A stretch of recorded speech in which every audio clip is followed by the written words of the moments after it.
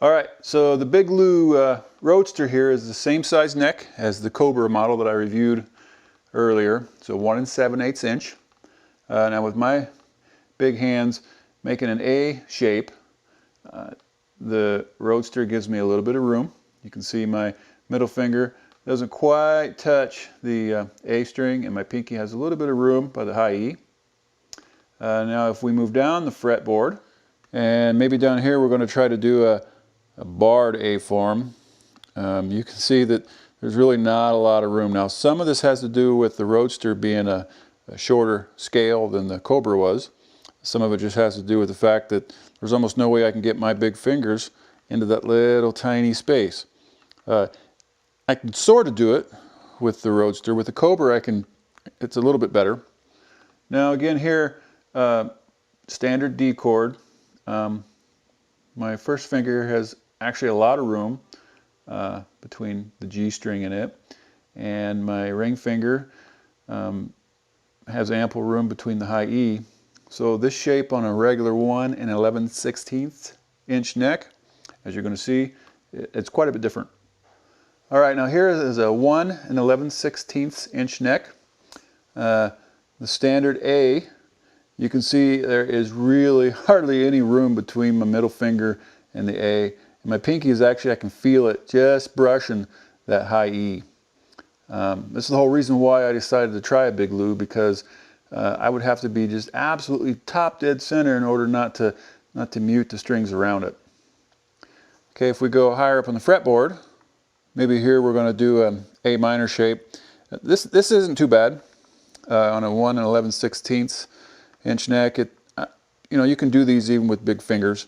But if we switch to an A barred form down here, it's literally impossible for me to get them squished this way as well as this way. The advantage to the Big Lou is that I have that extra space this way, which kind of lets me cheat, I guess, in a way. And here we're going to do a standard D chord again.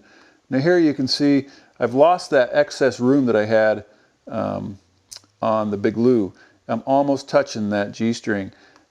My ring finger here is touching the high E.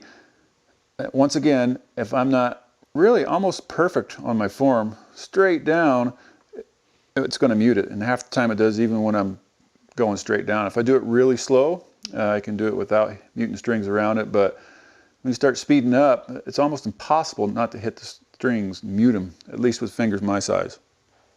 Okay, here we got another 1 11/16 inch neck. And now this is a SG guitar, so I'm way out here with my fingers, so it kind of changes how they hit the fretboard. But you can see again that the A string it's basically hitting my middle finger, and there's really the high E, I hit it almost every single time. This was one of the first guitars I started kind of practicing on, so there's a lot of frustrations with trying to have clean sounds and not being able to do it because of how big my fingers were. If we go down the fretboard again, we have a barred A minor.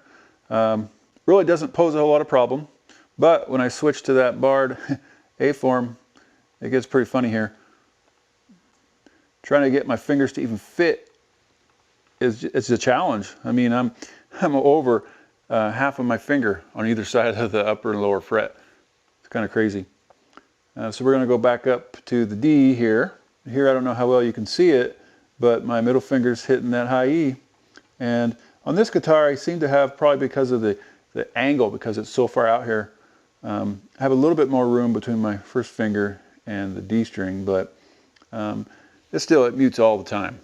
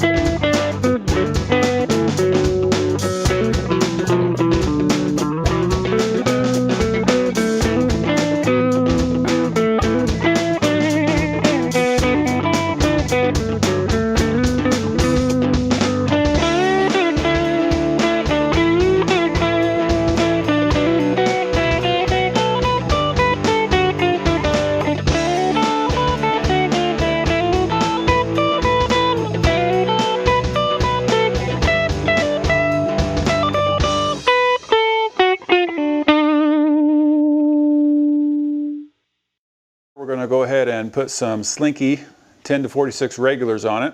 I chose Slinkies just because they're readily available. A lot of guys have played them on their own guitars, so you may have a preference, you may know what they sound like. I have no idea, but they're just easy to get. Our Slinkies have been played on this guitar now for about 3 weeks. You know, they sound good. They sound a little bit better than the factory strings. These are 10 to 46s. Based on the factory strings, they're probably 9s. They're definitely a much lighter string than what's on here now. Now, you know, I'm learning as I go, and one of the things that I wondered with this guitar was what these bigger strings were going to do in the nut. Whether it's right or wrong, I don't know, but I've read a lot on it, and this nut's probably just a little bit too big for 10s. I don't know if 11s would work better or not. I really don't want to put any in there. You know, there's not slop really. It's just that as I've learned, a properly cut nut will hold that string just right, and these are they're down inside the nut a little ways.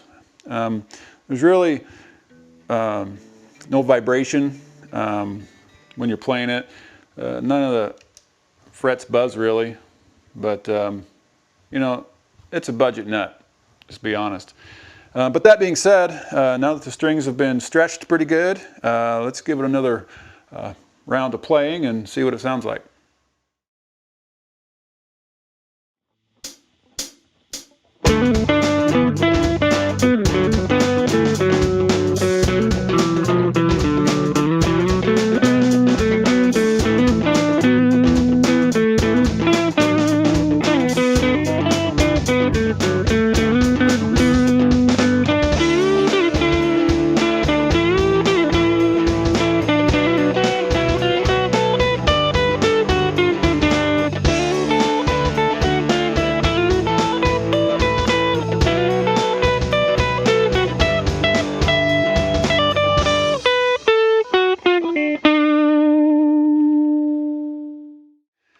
So there you have it, the review of the Big Lou Roadster LP style guitar. Is it the right guitar for you? Only you can answer that. Hopefully this video helps you to make that decision. To recap some things, the nut is a budget nut. Hasn't really affected it too much that I've noticed, but I'm just a beginner. The frets are not jumbos. They're kind of small. But it plays nice. It sounds great. I like it better than the Cobra in terms of the sound. The toggle's a little cheap. You kind of hear that cutting in and out just a little bit. The tuners are cheap, but they work really well. It stays in tune. The neck seems to be straight. There's no buzzes, no fret buzzes. I don't know. Hopefully we've given you enough information to decide if this is something that can work for you.